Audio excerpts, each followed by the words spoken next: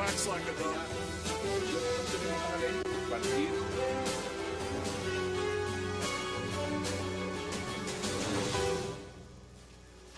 Bienvenidos a 360 grados, una visión global de la noticia, un espacio para debatir sobre todo lo que sucede en Colombia y en el mundo.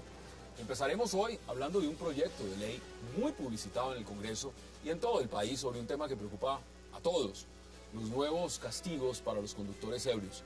Sin embargo, hoy lo que se aprobó fue algo muy distinto a lo prometido.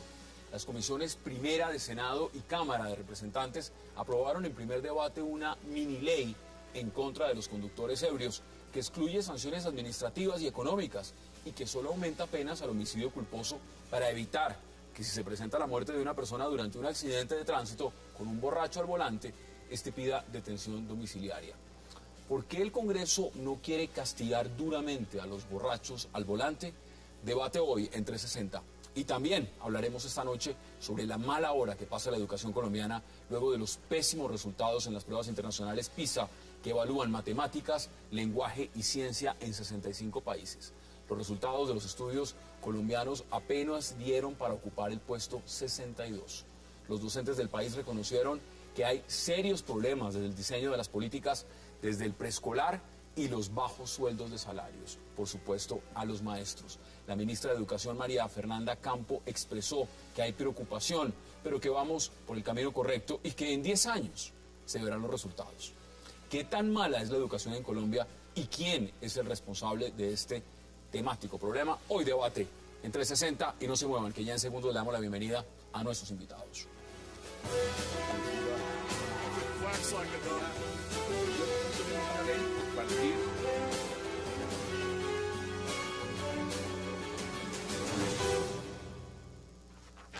Y qué placer darle la bienvenida esta noche en 360 a Lázaro Vivero, a José Félix Laforía, al senador Juan Carlos Vélez y también a Fernando Navas Talero. Caballeros, qué placer y gracias por aceptar esta invitación. Mire, Fernando, empiezo con usted. Muchos estaban pensando que venía su hermano Germán, imagínense. Vamos a hablar del tema clave de lo que significa esto que estaba pasando en el Congreso y que tiene que ver con los conductores borrachos. ¿Usted cómo ve lo que se está debatiendo y lastimosamente cómo se ha desdibujado lo que se ha presentado como el proyecto de ley para sancionar a los borrachos al volante? A ver, Hans, yo pienso que lamentablemente en Colombia hemos confundido la función preventiva con la función represiva. Uno de mis grandes honores y satisfacciones es que me gradué en la universidad con una tesis sobre Derecho de Policía que es cum laude de la universidad. Nosotros, gracias a los penalistas, todo lo convertimos en prisión y no en medidas preventivas. Lo que tenemos que hacer frente a la conducción de vehículos por personas en estado de embriaguez es tomar medidas preventivas, porque el conductor embriagado es un sujeto que está potencialmente amenazando a la sociedad. Y llevando al conductor a la cárcel o quitándole el pase no arreglamos el problema. Si yo tengo una ametralladora o una pistola y tengo una licencia para utilizar esa arma y estoy abusando de tener esa arma, lo que tienen que hacer es quitarme el arma y no quitarme la licencia. Pero miren que eso no va. Entre otras cosas porque aquí en este país mucha gente maneja sin licencia y la policía casi nunca se ocupa de pedir licencias, sino de esculcarlo a uno a ver si lleva marihuana o porta armas. Lo importante es quitarle a ese sujeto peligroso, quitarle el vehículo, decomisárselo. José Félix, ¿cómo ve usted lo que está pasando? Porque realmente, ¿qué es lo que ha pasado? El debate se dio, se presentó un proyecto de ley primero y se hundió. Y ahora viene otro proyecto de ley, pero lo curioso de este proyecto de ley es que de prácticamente todo el esqueleto de lo que se había formulado, que tenía que ser lo que eran las medidas preventivas, pues no aprobaron ningún, solo pasó una. Sí, yo inexplicablemente, yo la verdad es que no entiendo por qué las plenarias terminaron por arruinar un proyecto que salió bien de las comisiones primeras. Entre otras cosas porque cuando uno analiza el comportamiento de otros países, por ejemplo los Estados Unidos, es evidente que a nadie en los Estados Unidos se le ocurre conducir ebrio. Es decir, incluso el comportamiento de la sociedad en términos generales es mucho menos permisivo con respecto al tema del trago. Tú llegas a una casa, por ejemplo, yo no tomo trago, inmediatamente, pero tómate uno. Entonces uno dice, no, estoy manejando. No, tú no manejas. Pero si manejara inmediatamente, digo, hombre, tómate uno, no pasa nada, o tómate dos, no pasa nada. No se respeta eso. Ahora, yo creo que el proyecto tenía unas cosas que a mí me parecían francamente buenas. Entre otras cosas, las multas. La primera vez, el 25% del valor del carro. La segunda, el 50%. Y la tercera vez, el valor total del carro. Además, con unos problemas en el tema de la licencia que también ocurre en los Estados Unidos. Entre otras cosas, ser un ciudadano americano sin pase, tú no eres nada. Porque obviamente en los Estados Unidos... Ese es el documento, esa es la cédula. Claro, Esa es la y el cédula. vehículo es la forma como tú te movilizas. El transporte público en los Estados Unidos que hay, y mucho mejor que el nuestro, sin embargo, el mayor número de ciudadanos se moviliza en vehículos. Yo la verdad es que el gobierno y el propio Congreso deberían de explicarle al país qué fue lo que pasó Mire, en las plenarias. de 23 senador artículos, que no, senador, de 23 artículos fueron eliminados 22 y se decidió justamente votar un solo artículo para revivir el proyecto. Acá hay un elemento muy curioso porque tiene que ver, mire, las altas multas, la pérdida de la licencia, el decomiso del carro, que era la esencia fundamental del proyecto, eso se cortó de tajo. ¿Qué es lo que está pasando en el Congreso que no quieren legislar seriamente contra los conductores ebrios en el país? Mire, yo fui uno de los 4 senadores que votó en contra de ese esperpento de ley que se aprobó. Porque yo fui uno de los autores del proyecto de ley que se estaba debatiendo, se acumuló mi proyecto, y estaba defendiendo lo que se había planteado en un principio. ¿Y qué era lo que nosotros queríamos? Que al conductor ebrio lo sancionaran fuertemente. Porque aquí hay unas sanciones que van a que entonces le quitan el carro y se lo llevan a los patios, que paga una multa alta y le pueden quitar la licencia durante 6 meses y tiene que hacer un curso en la oficina de tránsito. Esa es la sanción que hay. ¿Qué es lo que nosotros queríamos? Queríamos que se pagara un porcentaje del valor del carro, que comenzaba en el 20 la primera vez, 40 la segunda y 60 la tercera vez. Así había quedado en la última ponencia. Que se le suspendiera la licencia por bastante tiempo, hasta 2, 3 años por la primera vez. Y yo había presentado algo que era una propuesta, primero revivir las cárceles de choferes y que pudiéramos también llevar a la estación de policía, usted que hizo su tesis en el tema de derecho de policía, a quienes estuvieran ebrios, embriagados conduciendo hasta por 24 horas. Hoy el borrachito en la calle lo coge la policía y lo lleva a la estación de policía para que le pase la rasca, pero eso era también algo interesante y que podría pues generar al menos pues ¿En Estados Unidos se va arrestado? Sí, exactamente. Usted en Estados Unidos se lo lleva Está para arrestado, Está arrestado. está arrestado. Y esto nosotros habíamos estudiado si íbamos a un arresto de 7 días o de 15, hasta se había hablado de arrestos de meses. Inclusive el doctor Navas Talero, su hermano, planteó que, por ejemplo, se iniciara un proceso de policía, porque ya los inspectores de policía pueden hacer la parte de investigación después de una reforma constitucional de la época de la doctora Vivian Morales, y pensábamos también implementar algo en ese sentido. ¿Qué fue lo que se aprobó? ¿Qué es lo que pronto no O sea, ¿qué fue lo entienden que los salió de televidentes? todo eso que se dijo? Mire, el artículo 110 del Código Penal dice que hay unas circunstancias de agravación punitiva del homicidio culposo. ¿Qué quiere decir? Que si usted en esas condiciones, para ponerlo en términos muy sencillos, si en alguna de esas circunstancias usted comete un homicidio culposo, pues se le agrava la sanción. Entonces va, desde hoy en día en el código dice, desde la mitad al doble, es decir, se le puede aumentar en un 50% o en un 100% la sanción si usted comete el homicidio De manera culposa. bajo los efectos del alcohol. ¿Qué fue lo que se aprobó? Que es lo más absurdo, para que ustedes dimensionen qué fue el cambio. Simplemente se pasó de la mitad, o sea, del 50%, a las 3/4 partes, al 75% como pena mínima y máximo el doble de la pena. Entonces ahí lo que se aprobó fue nada. Eso es un engaño a los colombianos. Aquí la gente estaba Pues mire, pidiendo, la opinión estaba hasta pidiendo. el propio senador Roy Barreras Claro. está diciendo que es un engaño legislativo. Mire, ¿sabe Pues es un engaño una legislativo. cosa extraña? Primera vez en mucho tiempo que estamos Roy Barreras y yo de acuerdo. Bueno, eso ya es una... Lázaro, usted qué dice esto porque, a ver, el tema dio para muchos debates, dio justamente para, mediáticamente no solamente se empezó a generar un tema de conciencia llega este proyecto al Congreso y en el Congreso, miren lo que están haciendo. Yo creo que lo que está sucediendo en el Congreso es algo supremamente grave en el sentido que no se piensa en los seres humanos como tal, sino que simplemente se habla de leyes y de producir leyes, y una serie de abogados como los ilustres que tenemos aquí piensan en que todo es a nivel de leyes, pero nos olvidamos de la parte del ser humano como tal a nivel cultural. Es que el problema ese es muy grande. Aquí hablamos de unas medidas para los borrachos, pero todos los días y todas las semanas del año en el país hay fiestas en los pueblos y incitamos a que la gente se emborrache, lo que decía Laforí. Llegas a la fiesta y no te respetan que tú no tomes, sino que todo el mundo está Pero eso motivando no a pasa eso. en todas partes, digamos, usted Es cultural, es que aquí tenemos una sociedad enferma que solo estamos pensando en la diversión, en la parranda. Usted sale aquí a las universidades ahora y alrededor de las universidades están todos los pelados emparrandados y tomando trago. ¿Sí? Esa parte cultural no la estamos trabajando. Se llama libre desarrollo de la animalidad. Exacto. Entonces yo creo que no todo se tiene que solucionar a través de las leyes, sino que hay que trabajar la parte educativa y cultural. Pero ahí me llega un comentario frente a eso. Mire, más tomatrago que los franceses no hay, porque toman trago todos los días. Francés se sienta, o los españoles se sienta a almorzar y se clava una botella de vino. Eso es muy normal en Francia. Pero culturalmente no manejan. En Francia había 14.000 muertes por accidente de tránsito relacionadas con el alcohol al año.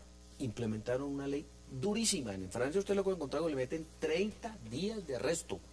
30 días. Y bajó a 6.000.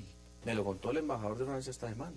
Y lo estuvimos verificando. En España se están endureciendo las penas hasta 30 días de aquí arresto. lo que se están volviendo es cada vez más flexibles. No, es que aquí no pasa Aquí nada. le dicen, "Soy borracho, Vaya usted vaya". donde lo cojan en Estados Unidos o en Japón No, usted o en está arrestado. Australia Lo o primero en, que pasa es que o en usted está Inglaterra. Exactamente. Senador, Está allá arrestado voy. por efectos del El alcohol. problema Fernando. también es cultural, porque no podemos comparar la sociedad francesa o la española con lo que estamos viviendo en Colombia. Pero fue con medidas represivas que funcionó. Pero A ver, culturalmente están el por problema es encima. este. A ver, A mí me parece que este es un país donde a la gente el concepto de libertad poco le afana, libertad física, pero lo que es el problema patrimonial es importantísimo y trascendente, porque en Colombia la gente adquiere estatus social si tiene carro o no tiene carro. Si usted le quita el carro a un sujeto que ha sacrificado toda su vida para conseguir el vehículo y volverse gente decente, que además no son decentes los choferes colombianos, toda la familia va a estar pendiente de que no caiga en eso.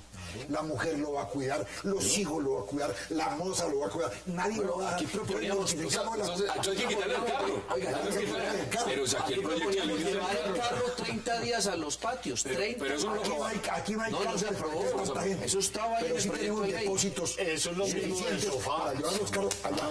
Decomíselo por 6 meses. Es quitarle el arma al beligerante que coge un revólver y se cree el dueño del país. Aquí la gente se monta y coge el carro y cree que el timón es una ametralladora.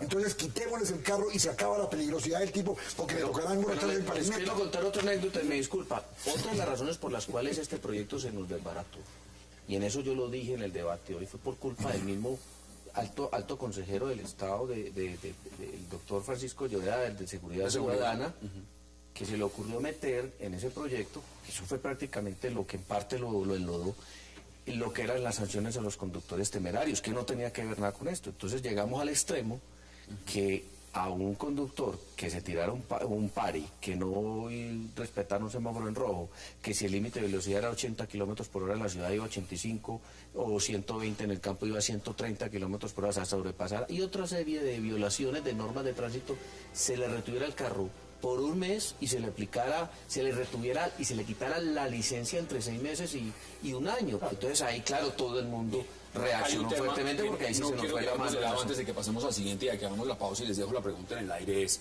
porque nos escriben muchos televidentes que les interesa muchísimo este tema y nos dicen, aquí hubo lobby de licoreras, lobby de la industria, lobby a senadores para que hundieran este proyecto y porque es sencillamente inexplicable. esto no avanzara como tenía que avanzar. Ya me lo contestan. Vamos a la pausa en 360 y ya regresamos.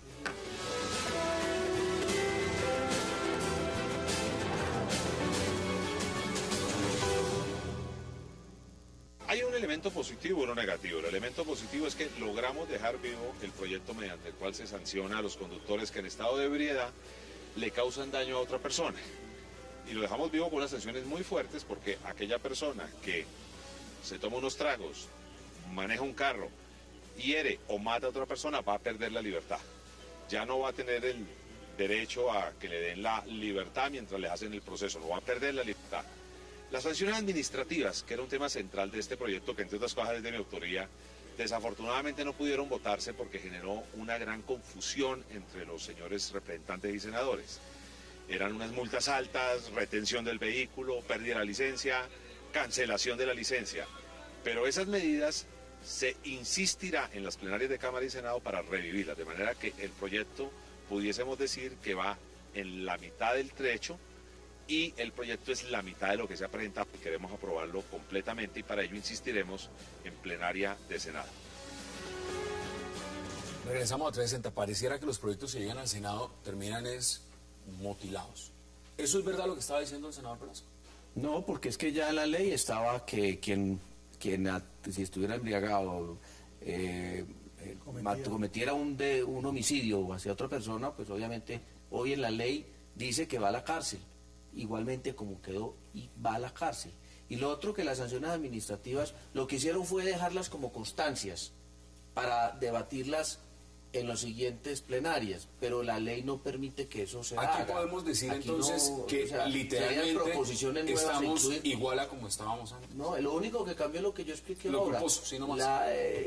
Que de pronto el agravante es que pasamos de la mitad de la pena a las 3/4 partes como mínimo en el caso que se presente el agravante, porque ¿cuáles son sus conclusiones sobre este tema? A mí la verdad es que no me suena lo que está pasando, porque el país prácticamente había tenido una reacción, que es una sobrereacción por los hechos que los medios de comunicación terminaron por mostrar. Y era apenas entendible que el Congreso respondiera un poco a ese clamor. Y un proyecto de ley, el que yo leí, que me parecía que por lo menos generaba unas reglas para que la gente empezara a autocontrolarse precisamente por las sanciones, terminó en nada. Yo creo que quedamos en lo mismo. Esto es un engaño legislativo como cualquier otro. ¿Qué pasó? Lobby. El gobierno, yo no entiendo cómo el gobierno... Pues por eso les preguntaba antes de ir a la pausa. Si hay lobby. Si hay lobby, porque esto no... Tiene que haber habido lobby. Porque no se explica el por qué se desmonta un proyecto que estaba bastante bien estructurado, como salió en la... ¿Cuáles son sus conclusiones? Mis conclusiones son las que he defendido toda la vida, que en Colombia el derecho penal acabó con el derecho de policía. La función preventiva en la conciencia de la autoridad colombiana no existe. Entonces aquí preferimos sancionar al delincuente y no evitar que el delincuente cometa la conducta, que eso es lo grave. Es que a la sociedad no le interesa que al señor lo metan en la cárcel o no lo metan en la cárcel si con su conducta ya el hecho es irreversible porque ha causado un muerto. Lo importante es que no cause el muerto, que no se genere el daño, y esa es la función de policía, eminentemente preventiva. Lo que pasa es que a la policía no le gusta adelantar funciones preventivas porque eso no son positivos que puedan mostrar. El cuidar las calles para que no haya bateros no les interesa. El policía se esconde detrás del árbol a esperar a coger al señor entre el carro para que lo aplaudan al día siguiente, pero no evita que el sujeto se robe el carro. Y aquí deberían entonces tomar otras decisiones. Por favor, es que la función preventiva es absolutamente importante para garantizarle a las personas su vida, su honra y sus bienes. Concluya, Lázaro, usted se debate porque vamos a hablar de educación. Yo sigo en mi postura de que el problema es cultural. Si vemos, por ejemplo, las sanciones de tránsito en Bogotá, ya todos sabemos en dónde hay una cámara y ahí no nos parqueamos, pero nos parqueamos a la vuelta, que también ¿Cuántos está manejan con prohibido. un montón de partes encima y sencillamente... Y culturalmente lo único que hacemos nosotros a nivel social es buscarle el lado fácil a la violación de lo que precisamente dicen las normas.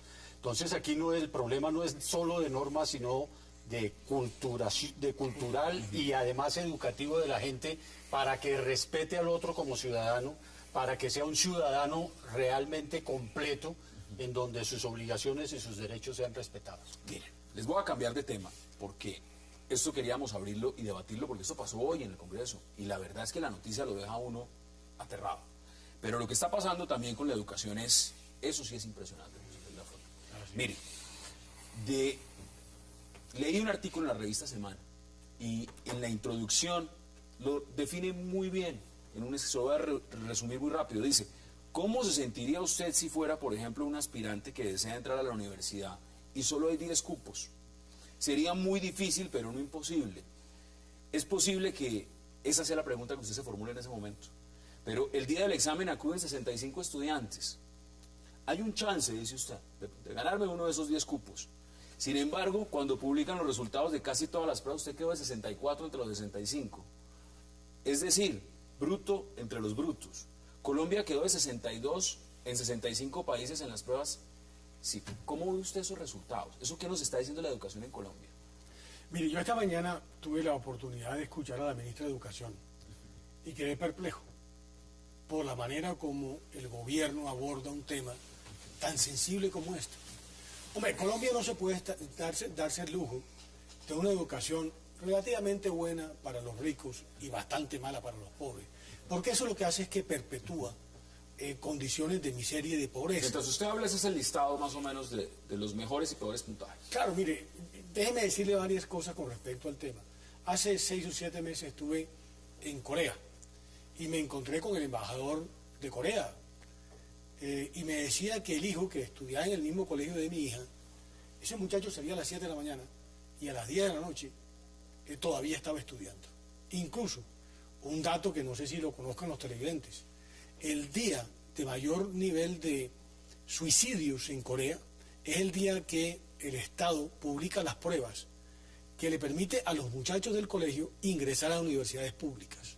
Porque como han estudiado durante 12 años de manera sustantiva, pues obviamente el no ingresar a la universidad, la frustración es total, y además pierden la oportunidad de encadenarse, ¿no?, en la sociedad coreana. Pero yo le digo una cosa, mire, en Colombia los políticos son de una inmensa irresponsabilidad. Todo el mundo habla de la educación, todo el mundo tiene 1000 modelos sobre el tema en particular, y es la cenicienta, no solamente en los temas presupuestales, sino en la preocupación del político con respecto a los temas educativos. Mire, Lázaro, esto es una generación. La evaluación, ¿cómo se hace? Se hace entre jóvenes de 15 años y se hace a 500.000 estudiantes. Esto no es cualquier cosa.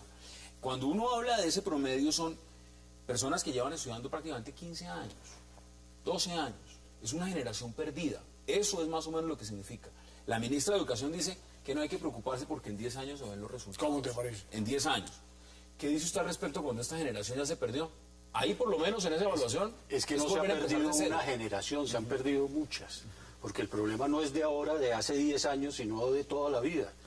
Yo recuerdo que en mi pueblo, uno que es de provincia, pues el que no sale de la provincia, de su pueblo, termina casi que convirtiéndose en una persona no productiva para la sociedad en términos intelectuales, sino simplemente un ciudadano más con las limitaciones que tiene.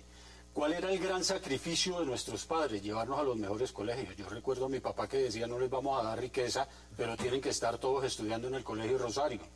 ¿Por qué? Porque la educación de Rosario era una educación que se tenía en un estándar superior a las demás. Eso sucede todavía hoy. O en la Javeriana. O en la Javeriana. Y no es el senador que no ha cumplido con esas metas, como decía el doctor Laforí, ¿sí?, sino que se convirtió casi que en un tema politiquero. Acuérdense que antes los senadores y los representantes a la Cámara tenían la facultad de otorgar becas. Y todo el mundo detrás del senador y del representante para que les diera la bequita para poder estudiar. Hoy sucede lo mismo. Estrato 1, 2 y 3 está condenado a seguir siendo pobre mirado desde el punto de vista educativo. Y vemos al SENA diciendo que hay 4 millones de estudiantes que están superándose y solamente los preparan para ser panaderos, zapateros. En matemáticas, de 65 quedamos en el puesto 61. Imagínense. En matemáticas. Puntaje 376. Bueno, ahí yo hubiera estado en el 72 en matemáticas. Lectura y comprensión de lectura. Puesto 55 entre 65. Pero me da un dato. Y en ciencia, porque ciencia, imagínate lo que es ciencia, puesto 58 entre 65. Esos son los resultados. Me da un dato que me parece escandaloso. Hoy vi un dato del Banco de la República. Dice que la probabilidad que los estudiantes que tienen malos IFEX vayan a ser docentes es 5 veces superior a aquellos que tienen promedios aceptables o buenos. Entonces lo que sucede es un tema absolutamente de locos. Es decir, ¿quiénes son los profesores? los peores estudiantes. Y claro, tú no me puedes a mí Pero y enseñar... los salarios, a ver, cuando hablan de los salarios, digamos que dicen... Pero ese elemento es fundamental, ¿ah? Clave. Es decir, fundamental. Que los profesores sean precisamente aquellos marginales cuando están ellos, ¿no?, en la etapa de instrucción. Me parece a mí terrible. ¿Cómo ve usted ese elemento? Porque cuando uno habla de educación, en muchos países, para usted ser profesor, tiene que tener maestrías, doctorados y un montón de cosas. Usted no puede ir a la academia si usted no ha pasado por eso, empezando por ahí.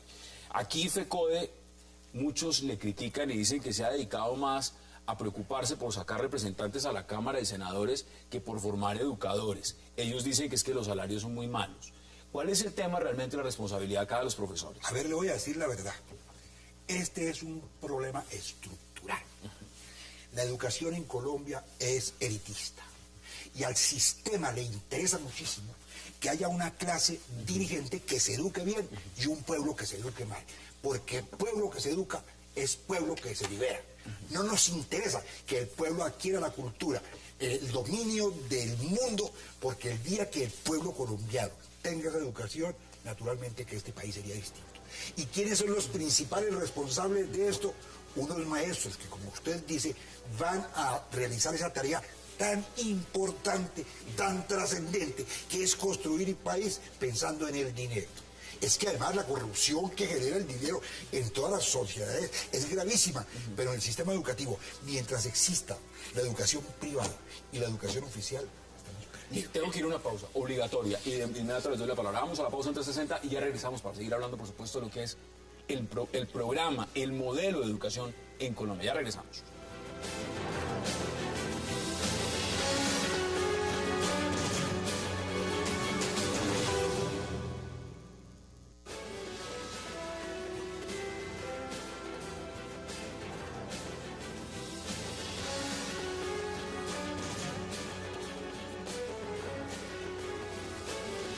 Regresamos a 360. Lázaro, le doy la palabra, usted quería hablarse. Sí, no, porque es que lo grave de 360 es que cuando uno se anima ya le tienen que decir, nos vamos. Pero sí Y que eso son no es los así. comerciales que hacemos también. Yo estoy de acuerdo con el doctor Navas en eso. Aquí en el país, a nivel gubernamental, hay estratos también en la parte educativa, estrato 6, estrato 5, estrato 4, y los únicos que pueden acceder a los ministerios, a las direcciones y todo esto del gobierno son los estratos 6. Universidades reconocidas por todos, pero las familias que hacen ese gran sacrificio para que sus hijos vayan a una universidad, que entre otras llaman de tercera o de garaje, terminan siendo de mandos medios para abajo, el jefe de almacén o algo. Eso, volvemos al tema cultural y educativo, nadie lo toca.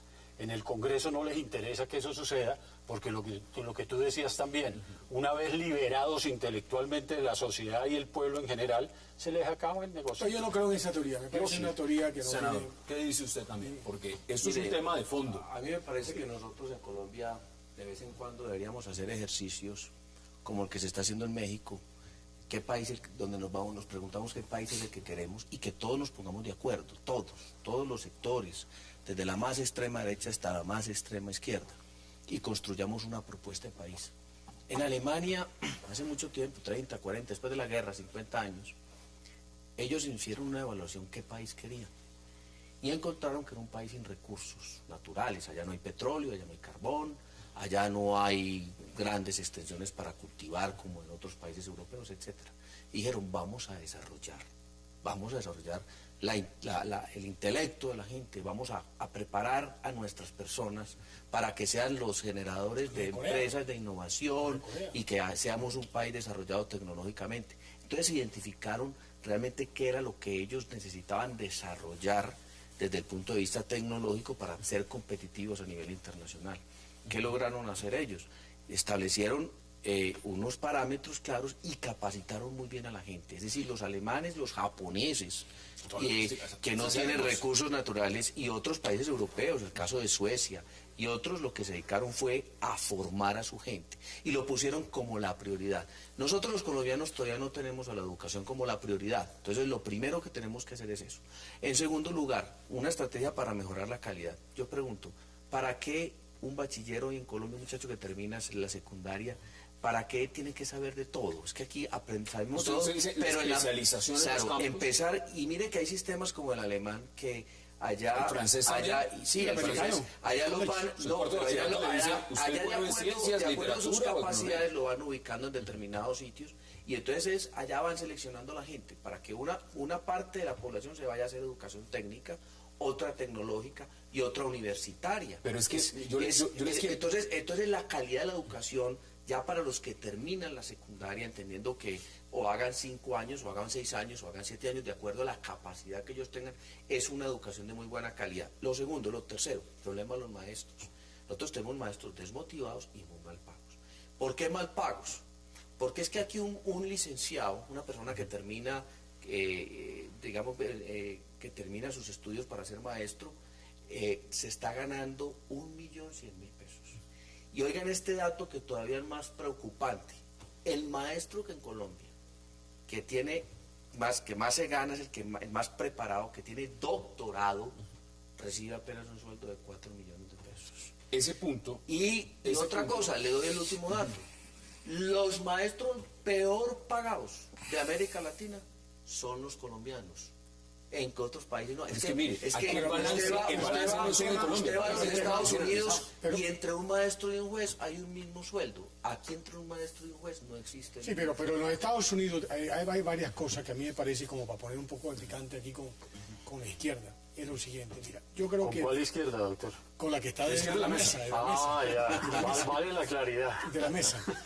Es que, mire, yo creo que aquí, entre FECODE y ahora el grupo MENA, que se llama ahora Mane, ¿no? Es un desastre, mire, por varias circunstancias. Aquí en Bogotá se hizo una buena experiencia, que aquellos colegios que tienen una muy buena instrucción, que generalmente son de sectores pudientes, pudieran tener concesiones para manejar los colegios en los barrios del sur. Eso dio un magnífico resultado. Aquí llegó Lucho Garzón y los quitó. Le pareció que eso no había derecho a ese tipo de cosas. Y en consecuencia, educación pobre para los pobres, educación rica para los ricos. No hay derecho. Segundo, el tema de la universidad pública. Yo me acuerdo cuando estuve vicecontralor, el tema de la autonomía universitaria. La Universidad del Valle tenía contratado en Londres casas para aquellos que iban a ser sabáticos. Entonces, claro, eso terminó en un desastre. Hoy en día, la universidad pública, en la que yo creo, gasta tanto o más dinero en la formación de un estudiante que lo que eventualmente puede gastar la Universidad de los Andes o la Universidad del Rosario. ¿Por qué no incentivamos? Pues aquí la universidad pública se está cayendo. Claro, han venido de la mano diciendo, la Universidad Nacional se está cayendo, los edificios están derrumbando. Pero mire, y vamos a las pruebas. ¿Sabe cuánto cuesta en ingeniería, que es la menos costosa? Un estudiante en la Universidad Nacional, 17 millones de pesos. 17. ¿Cuánto cuesta en la Universidad de los Andes? 11. Entonces uno se pregunta, ¿por qué? Hay un problema de eficiencia en el gasto. Entonces, aquí hay que repensar ese tema. Un tema de los maestros. Los maestros, claro, el tema del escalafón. Ganan entre más títulos tengan, pero no entre mejores aptitudes tengan para poder enseñar. Y uno ve, por ejemplo, la educación en los sectores rurales. Terrible. Porque, claro, en la medida en que tiene más cartón y suben el escalafón, aquí lo dice el estudio lo dice, y además dice lo siguiente, alguien como Moisés Wasserman, que fue el director de la Universidad Nacional, dice lo siguiente, dice, aquí se aplica la misma fórmula, tratando de encontrar resultados distintos.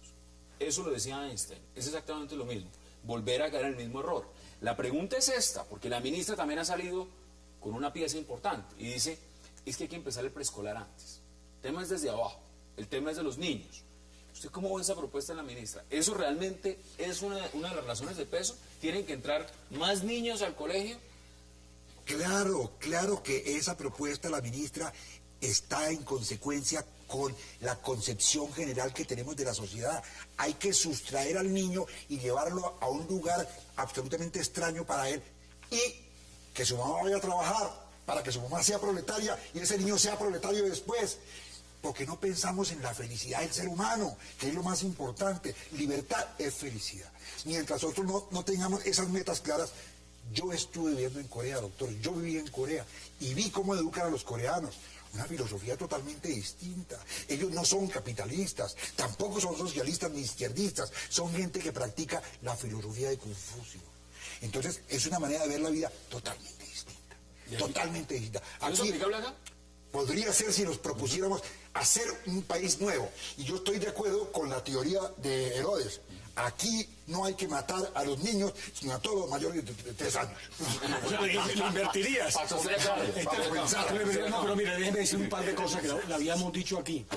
Hombre, el tema de la jornada educativa. Aquí, precisamente por las restricciones fiscales, terminamos teniendo 2 jornadas. Oye, 5 horas, los muchachos no alcanzan a aprender las cosas. Aquí lo que hay que plantearse, se lo oí la propuesta a Oscar Iván Zuluaga, la jornada única progresiva. Un muchacho entra a las 7 de la mañana y sale a las 4 de la tarde. La intensidad horaria es fundamental. Nosotros los que estamos en esta mesa, entramos al colegio a las 7 de la mañana y salíamos del colegio a las 5 de la tarde. Y por favor, por brutos que fuéramos... Y eso no hace mucho tiempo, ¿no? No hace mucho tiempo, no, nosotros somos demasiado jóvenes. No, pero digo yo que hay unos temas de fondo. Sí. Y la otra cosa que quería decir que me parece que es clave, mire, a mí me sorprende los americanos. Los americanos tienen una economía de mercado y la profundizan. ¿Por qué la educación pública en los Estados Unidos funciona? Por 2 elementos. La primera, porque los colegios públicos los manejan los padres de familia, completamente. Es decir, allá... Sí, la junta directiva tiene un poder muy fuerte sobre el control. Y segundo, el valor de tu casa depende fundamentalmente de la calidad del colegio público que sea aferente a tu casa. Por consiguiente, ese padre de familia que es de la junta directiva vela por 2 cosas. Primero, que le impartan buena educación a su hijo, y segundo, que su patrimonio, que por lo general las inmensas clases medias americanas no tienen sino unos carros, y su casa cada vez valga más. Y no la desvalorizan teniendo malos profesores y teniendo una mala instrucción. ¿Sabe qué es lo peor también de acá? Que hemos bajado los resultados con los del año comparativo 2009 y 2006. Sí, o sea, vamos de para atrás. Como el cangrejo. Y miremos los estudiantes. ¿Cuántos libros se lee un estudiante en el país? O sea, es absurdo lo que estamos viviendo porque no se está leyendo. Si no se lee, empezando por ahí, si no se lee, y aparte de eso, los pocos que leen tienen problemas de comprensión de lectura, y lo veo uno hasta en el Congreso. Terminan Entonces, hablando de los partidos. ¿qué puede hacer políticos y otras constitucionales en leerlas? Bueno, ¿qué puede uno decir al respecto? Claro. Ese es el panorama. Pero ahí está el gran problema a nivel gubernamental. ¿Por qué el presupuesto es tan bajito? ¿Por qué le metemos más plata a la guerra que a la educación? Pues es que... Yo quiero hacer otro comentario. La educación no deja tantos réditos. Aquí todas las políticas educativas han sido muy corto plazo. Nosotros sacamos un proyecto de ley entre varios senadores para implementar el bilingüismo en Colombia. Y eso fue un debate grandísimo porque planteábamos que para lograr que realmente exista una educación bilingüe en el país se requieren más de 12 años. Oiga, 12 años. Es una generación. No, 12 años, porque nosotros tenemos que preparar a los profesores, tenemos que iniciar a los niños desde preescolar para que cuando terminen la secundaria puedan hablar inglés. Y cuando nosotros planteamos una película de 12 años que trasciende más, perdón, es que una película, un plan, un programa que trasciende más allá de un gobierno, eso prácticamente es imposible en el país. Entonces, vuelvo, insisto, lo que están haciendo los mexicanos, lo que hicieron los alemanes, lo que están haciendo muchos países, de juntarnos todos y hacer un plan a largo plazo de desarrollo de este país es urgente, y sobre todo en materia de desarrollo educativo necesitamos políticas a largo plazo. Senador, es que ese compromiso de la clase política del país no lo tiene. Aquí la clase política se dedicó a la inmediatez de ver cómo consiguen votos y no a desarrollar una política de Estado, no importa si estoy yo o no estoy. Recuerde que aquí en esta agenda se ha comido todo un proceso y los demás vagones parece ser que no están ocupando la agenda, y me refiero a un proceso de paz, porque lo demás parece que no evoluciona. Pero vamos a ver qué es lo que está pasando y, por supuesto, nos vemos después de la pausa. Pero hay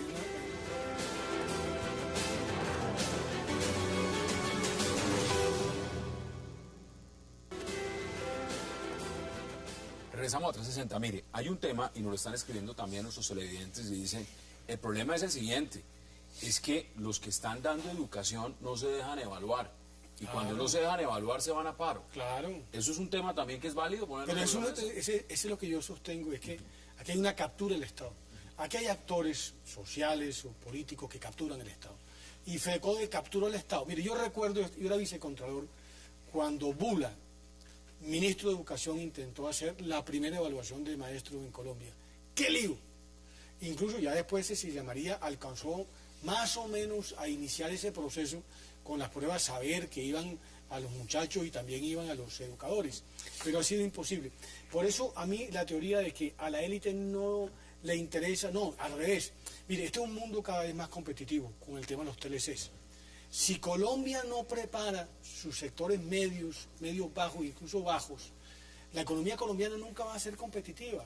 Aquí hay que liberar, sobre todo a los pobres, de la captura del Estado que tiene FECODE.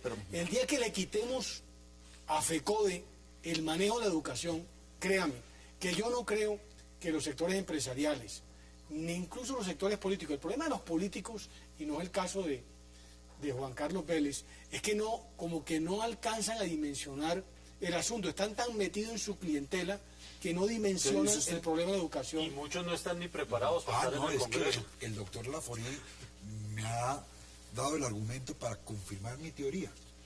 Es que cuando yo estoy hablando de la clase elitista colombiana, no me estoy refiriendo solamente a la clase empresarial, sino a la clase política que no le interesa que o el pueblo, sindical. que no le interesa que el pueblo se eduque. O sindical. Doctor Laforí, acuérdese usted que aquí en Colombia los analfabetas no tenían derecho a votar. Ahora tienen derecho a votar los analfabetas, pero no es Pero importante esa que aprendan a constitución fue leer. la constitución de 1839, José Ignacio de Márquez. No, pero eso la, ya la 150 la años. cosa cambió, porque ahora saben leer, pero no saben entender lo que leen. Mire, yo quiero... No, pues es que eso dice, que tiene problemas de comprensión de lectura, eso ya lo dice el examen. Y el gran mercado de Colombia es la televisión, y usted sabe qué clase de televisión tenemos nosotros, y con ellos están educando a los niños. Esta. Mire, yo quiero hacer... No esta. Mire, tenemos otra. no necesariamente la educación pública es la de mala calidad, porque aquí estamos pensando que es que la educación pública es la de mala calidad No, es buenísima. y la educación privada es muy buena. Yo creo que la educación pública, inclusive en el ICFES, uno analiza, mira, hay muchos colegios públicos que llegan y clasifican y califican muy por encima de colegios muy reputados de aquí de Bogotá o de Medellín o de Cali, privados. Pero mire lo que está pasando con los privados. Analicemos también la educación privada, porque hay problema de calidad. Porque no solamente problema de es calidad. Claro, no, aquí siempre tienen en cuenta los mejores colegios y los más conocidos, los más costosos, como ejemplo de la educación privada. Pero aquí esos no representan el 10% de los Senador, ¿usted sabe dónde figura, por ejemplo, la Universidad de los Andes mire el caso, comparada con las universidades? analicemos el caso de los profesores de los colegios privados. Los contratan a partir de febrero. Y en noviembre se les acaba el contrato. Se quedan sin ingresos en diciembre, que es un mes bien duro porque hay que comprar aguinaldos, y en enero. Y usted promedia lo que se gana un profesor de un colegio privado promedio general en Colombia, no pasa el $1.000.000 en promedio. Puede que le paguen por contrato 1,5 millones por mensuales. Ojo, 1,5 millones por mensuales. Pero no le van a pagar, ni le van a pagar diciembre, ni le van a pagar enero. ¿Por qué Ese es un tema toleramos que eso? tenemos ¿Por que qué el revisar. Estado tolera que se haga eso? Claro, ¿Por hay que qué- mejorar el ¿Por qué ingreso a los- tolera que se explote al hombre por el hombre a través de una educación privada que enriquece a los dueños de los colegios y además genera la mediocridad de los maestros y de los niños? Es que el problema es esto. Aquí sí retomo... Hay que verificar. Aquí retomo lo que decía Laforí, en el sentido de que muchos colegios públicos terminaban manejados y patrocinados, manejados en términos generales por la empresa privada o lo privado. Yo creo que no es así. Es que el Estado como tal, los gobiernos han dejado toda su obligación ante la sociedad, delegándola a los privados. Y todo esto se convirtió, fue en un negocio, no en un propósito de Estado como tal. Y vemos cómo las universidades públicas, los presupuestos se han bajado, que es lo que están defendiendo los de la MANE, que en otras yo apoyo eso, porque aquí tenemos que dejar de silenciar todas las violaciones a nuestros derechos y por el contrario defender lo que es público. Entramos en una carrera de que todo lo público tiene que ser manejado por lo privado y vemos como los resultados, como en el caso de Bogotá, Eso se llama las neoliberalismo. Exactamente. Es la apertura. Eso hay que acabarlo. Porque ¿Cuáles son al final sus conclusiones? Porque aquí se han hecho muchas Mis críticas, conclusiones- pero denme unos aportes. ¿Qué es lo que hay que mis cambiar conclusiones entonces? que los gobiernos manejen lo que es público ellos como debe ser, sin dejar de estar negociando permanentemente con los privados, porque es que la corrupción acabó con todo, hasta con la educación. ¿Cuáles son sus conclusiones? 4. Primero, yo haría que los colegios públicos fueran manejados por los padres de familia, que de alguna manera hacen que sus hijos concurran allá. 2. Yo generaría unas condiciones cada vez más dinámicas de promoción. Aquí no se aprende el segundo idioma, el bilingüismo. Eso es un tema clave y usted lo mencionaba. Fundamental. Pero antes que ello, yo creo que aquí hay que mejorar la capacitación de los educadores, hay que establecer unos mejores criterios salariales en función de la calidad que imparten. Y tercero, yo sin lugar a dudas ampliaría la jornada educativa hasta las 4 o 5 de la tarde para que haya una intensidad horaria superior que les obligue a los colegios. Que no quede tanta ociosidad. Claro, para el crimen, para el microtráfico, para la vagabundería en los barrios y para los borrachos. Pero eso es lo que decía lo del preescolar, ¿no? Sí. Hay colegios aquí que están recibiendo a los niños a los 3 años. Ya no van al jardín. No, a los 3 años ya entran al colegio. Mire, no, yo propondría, pues principalmente, que sí haya recursos. Me acuerdo que la Constitución del 86 hablaba que el 10% del presupuesto se debía destinar a educación. Yo creo que deberíamos fijar algo así por el estilo, o mucho más del porcentaje del presupuesto nacional. Yo estoy de acuerdo. En segundo lugar, hay que mejorar el sueldo de los maestros. Es que yo creo que los maestros deben ganarse lo mismo que los jueces. Ya le estamos mejorando el sueldo a los jueces y a los fiscales. Hoy vamos a tener jueces de 12 millones de pesos, de 8 millones de pesos un juez local y un maestro de 2 millones de pesos. Yo creo que hay que mejorarlo un poco. Y eso sí, mejorémosle el sueldo, pero al mismo tiempo exijámosles. Y preparémonos. Bueno, preparémonos y hagamos concursos duros y estrictos para entrar a hacer eso. Es que el que sea profesor, ser profesor en Colombia debe ser algo que muchos colombianos anhelen. Desafortunadamente, y hay que decirlo así suene crudo, el ser profesor o maestro a veces es la profesión que le tocó, como la opción que no tenía inclusive hay casos, por ejemplo, de haber unos ingenieros civiles que se quedaron sin trabajo y que entonces se van a dar clases en la universidad, porque esa es como la forma de escaparse. O en los colegios privados y públicos. Me quedan 40 segundos. Profesionales. ¿Cuáles son sus conclusiones en 40 segundos? Bueno, o sea, aparte de la que propuse de aplicar la fórmula de Herodes, yo creo que otra sana sería convertir la Constitución nuestra en una realidad y no en la hoja de papel. Porque cuando uno lee el capítulo de la Constitución que se dedica a lo que es la promoción de la educación en Colombia, uno dice, este país es una Arcadia, es el paraíso terrenal, y es una hoja de papel. Eso le queda a los políticos para que de la Constitución hagan una realidad. Lázaro Viver, un placer como siempre. Muchas gracias. Valera, un verdadero placer. José Félix Laforí, gracias por aceptar la invitación. Y senador Aquí Vélez, estaremos siempre, cada vez que gracias nos invite. por aceptar la invitación. A ustedes gracias por acompañarnos. Mañana 8 p.m. para seguir debatiendo toda la agenda política de Colombia y del mundo. Y recuerden, repetición, 11:30 de la noche. Es una próxima oportunidad. Expreso Bolivariano, vamos por Colombia, presentó 360 grados.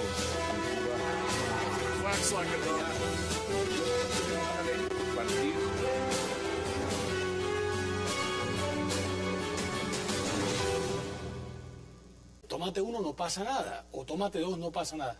No se respeta eso. Ahora, yo creo que el proyecto tenía unas cosas que a mí me parecían francamente buenas. Entre otras cosas, las multas.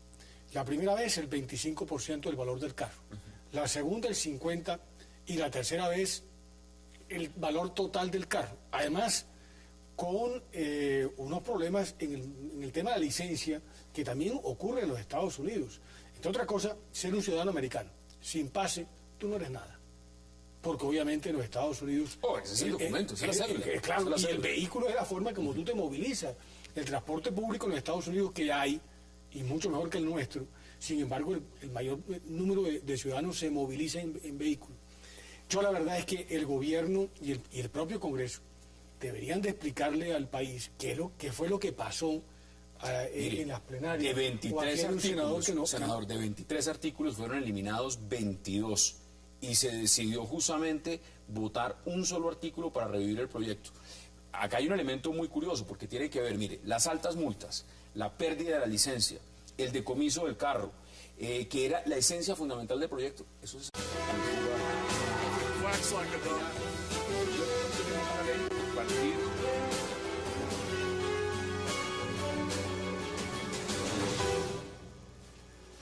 Bienvenidos a 360 grados, una visión global de la noticia, un espacio para debatir sobre todo lo que sucede en Colombia y en el mundo. Empezaremos hoy hablando de un proyecto de ley muy publicitado en el Congreso y en todo el país sobre un tema que preocupa a todos, los nuevos castigos para los conductores ebrios. Sin embargo, hoy lo que se aprobó fue algo muy distinto a lo prometido. Las comisiones primera de Senado y Cámara de Representantes aprobaron en primer debate una mini ley en contra de los conductores ebrios, que excluye sanciones administrativas y económicas y que solo aumenta penas al homicidio culposo para evitar que si se presenta la muerte de una persona durante un accidente de tránsito con un borracho al volante, este pida detención domiciliaria. ¿Por qué el Congreso no quiere castigar duramente a los borrachos al volante? Debate hoy en 360. Y también hablaremos esta noche sobre la mala hora que pasa la educación colombiana luego de los pésimos resultados en las pruebas internacionales PISA que evalúan matemáticas, lenguaje y ciencia en 65 países. Conductores borrachos. ¿Usted cómo ve lo que se está debatiendo y lastimosamente cómo se ha desdibujado lo que se ha presentado como el proyecto de ley para sancionar a los borrachos al volante? A ver, Hans, yo pienso que lamentablemente en Colombia hemos confundido la función preventiva con la función represiva. Uno de mis grandes honores y satisfacciones es que me gradué en la universidad con una tesis sobre Derecho de Policía que es cum laude de la universidad. Nosotros, gracias a los penalistas, todo lo convertimos en prisión y no en medidas preventivas. Lo que tenemos que hacer frente a la conducción de vehículos por personas en estado de embriaguez es tomar medidas preventivas, porque el conductor embriagado es un sujeto que está potencialmente amenazando a la sociedad, y llevando al conductor a la cárcel o quitándole el pase no arreglamos el problema. Si yo tengo una ametralladora o una pistola y tengo una licencia para utilizar esa arma y estoy abusando de tener esa arma, lo que tienen que hacer es quitarme el arma y no quitarme la licencia. Pero miren que eso no va. Entre otras cosas porque aquí en este país mucha gente maneja sin licencia y la policía casi nunca se ocupa de pedir licencias, sino de esculcarlo a uno a ver si lleva marihuana o porta armas. Lo importante es quitarle a ese sujeto peligroso, quitarle el vehículo, decomisárselo. José Félix, ¿cómo ve usted lo que está pasando? Porque realmente, ¿qué es lo que ha pasado? El debate se dio, se presentó un proyecto de ley primero y se hundió. Y ahora viene otro proyecto de ley, pero lo curioso de este proyecto de ley es que de prácticamente todo el esqueleto de lo que se había formulado, que tenía que ser lo que eran las medidas preventivas, pues no aprobaron ninguna, solo pasó una. Sí, yo inexplicablemente, yo la verdad es que no entiendo por qué las plenarias terminaron por arruinar un proyecto que salió bien de las comisiones primeras. Entre otras cosas porque cuando uno analiza el comportamiento de otros países, por ejemplo los Estados Unidos, es evidente que a nadie en los Estados Unidos se le ocurre conducir ebrio. Es decir, incluso el comportamiento de la sociedad en términos generales es mucho menos permisivo con respecto al tema del trago. Tú llegas a una casa, por ejemplo, yo no tomo trago, inmediatamente, pero tómate uno. Entonces uno dice, no, estoy manejando. No, tú no manejas. Pero si manejara, inmediatamente digo, hombre. Los resultados de los estudios colombianos apenas dieron para ocupar el puesto 62. Los docentes del país reconocieron que hay serios problemas desde el diseño de las políticas, desde el preescolar y los bajos sueldos de salarios, por supuesto, a los maestros. La ministra de Educación, María Fernanda Campo, expresó que hay preocupación, pero que vamos por el camino correcto y que en 10 años se verán los resultados. ¿Qué tan mala es la educación en Colombia y quién es el responsable de este temático problema? Hoy debate en 360 y no se muevan, que ya en segundos le damos la bienvenida a nuestros invitados.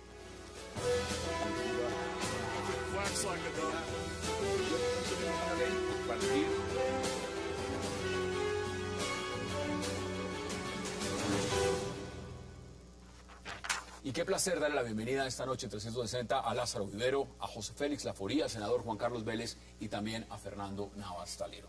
Caballeros, qué placer y gracias por aceptar esta invitación. Mire, Fernando, empiezo con usted. Muchos estaban pensando que venía su hermano Germán, imagínense. Vamos a hablar del tema clave de lo que significa esto que estaba pasando en el Congreso y que tiene que ver con los